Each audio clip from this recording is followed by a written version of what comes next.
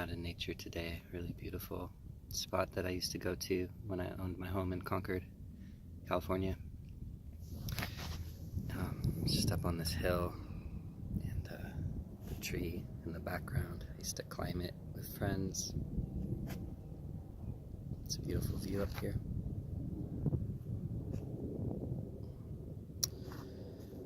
I've been thinking about making a video for a while. So many thoughts have been racing through my mind that I'm not even sure what to say or what to share. But one question that keeps coming my way is, are you okay? And I get it. I've been sharing a lot from a dark place a lot, because I've been in a dark place a lot. And people care about me and are concerned and want to know that I'm okay, that I'm not going to do anything dangerous to myself.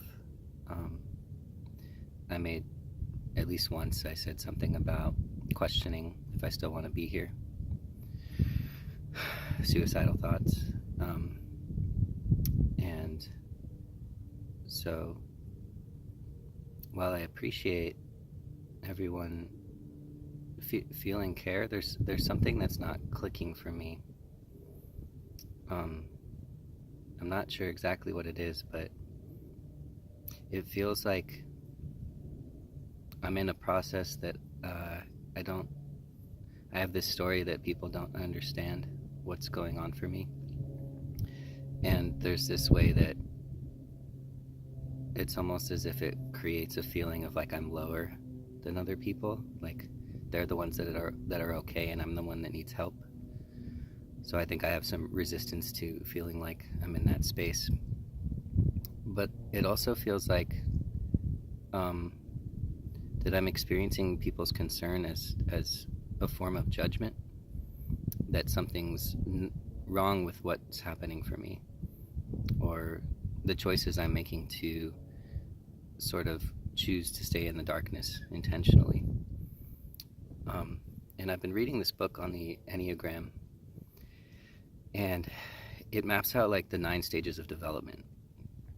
And the 6th one, they call them stratum. The 6th stratum really stood out to me as like, I think that's a big part of what's happening for me. And what it was is, it described a period of our lives when we experience, maybe not everyone in every lifetime, but where we experience this deep, profound sorrow for the human condition. And it's really a grieving of our separation from our essential nature. And during this phase, people often choose sort of to consciously suffer in order to, I think what the book said is to experience progress and truth. So I feel that that's what's happening for me, that there is an intentionality to what I'm doing, and I feel like there's this letting go of needing other people to understand me, because I'm wanting validation that what I'm doing is beautiful, that what I'm choosing to feel, to allow myself the space to feel, is wise, because I feel it in moments, but because I'm spending so much of my time in this dark place. Dark places are full of doubt.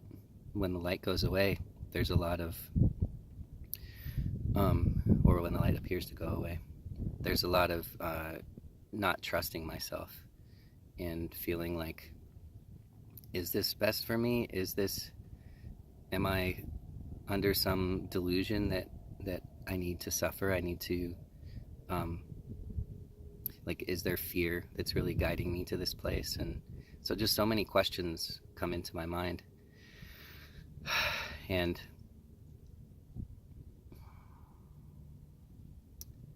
I think ultimately I just want to remember that what what I'm doing is perfect. Just be in touch with my knowing that this is what feels guided for me. Because when I come out of the dark place, I feel that. I feel it pretty clearly. But when I'm in it, my mind just goes nuts with all the ways that I should get out of it. And I think that's part of maybe conditioning, or maybe just what's natural for us is this feeling of like, suffering is bad. Let's get away from it. Like, let's go back to the light, with like this longing to return to the light. I feel like I'm in shadows, but if I put it up here, I'm squinting. So, yeah, I don't know exactly what I wanted to say. I guess I said it. Yeah. So, thank you to everyone that's reached out. There's also been this really beautiful experience of people that are in a similar place to me and do feel resonance with what's happening for me. Those connections deepening, and something else that seems to be happening is this capacity for intimacy in me growing. Like as I allow myself to be exactly where I am and not try to strategize my way out of these dark places, it feels as if there's an intimacy that's being created with myself, and that translates into being able to be more intimate with others. So there's these moments where I'm like, this is so beautiful. This process I'm in is so fucking beautiful. But there's a lot of moments of like, fuck this. Get like, how much longer?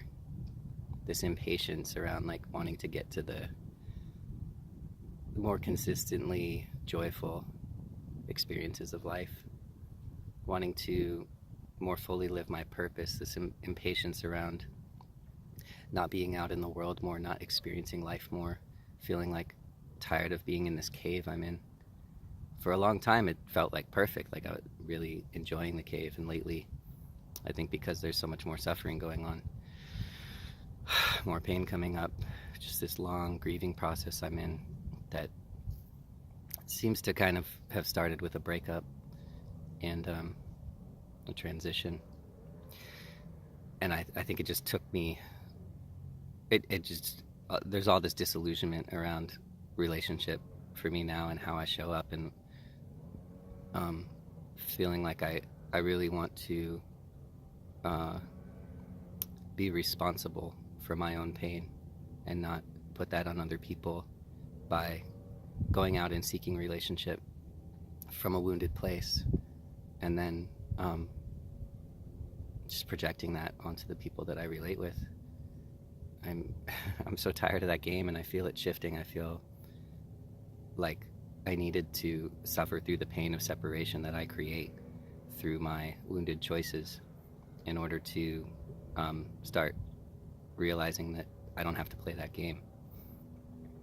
Starting to feel more separation between my personality and my spirit self, and seeing like I don't have to choose the choices that my mind or my personality, or whatever you want to call it, ego, is suggesting. That those are just suggestions largely based on conditioning and wounding.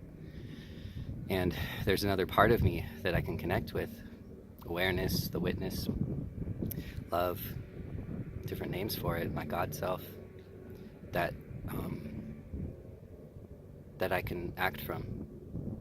I had a really beautiful experience of that last night with someone, where I just felt myself surrender that impulse to speak from that place of I need you to understand me, I need you to validate me. And instead I really just wanted to hold space for the other person to share and just express from my heart and let all my stories go. And I felt the connection, just such beauty in the connection when I made that choice. So it's all, this journey is all experiential. We need We need the experiences of love. We need the experiences of pain to create new neural pathways and convince us to try something different. Because we can logically know what I'm doing is not creating what I want. But until we have those poignant experiences of how painful it is to keep creating a reality that isn't what we want and pushes people away, and it's just, we just keep going on repeat. And that's one of the gifts of life. It keeps giving us opportunities to repeat so we can keep having a chance to make new choices. So within this suffering and this deep despair is so much appreciation for the gifts that are coming out of this process, and these joyful moments that just give me a glimpse into how much I've released and how much I don't like the word evolved, but it feels like some process of evolution into a more openly loving version of myself. And I feel a lot of joy in experiencing this part of me. I love just getting on these videos and not knowing what I'm going to say, and then I pretty consistently feel good about what just flows out.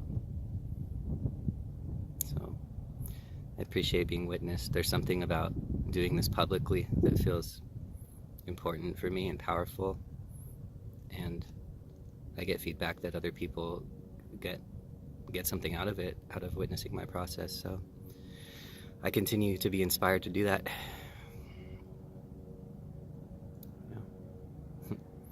I guess that's all for now. Thank you so much for listening.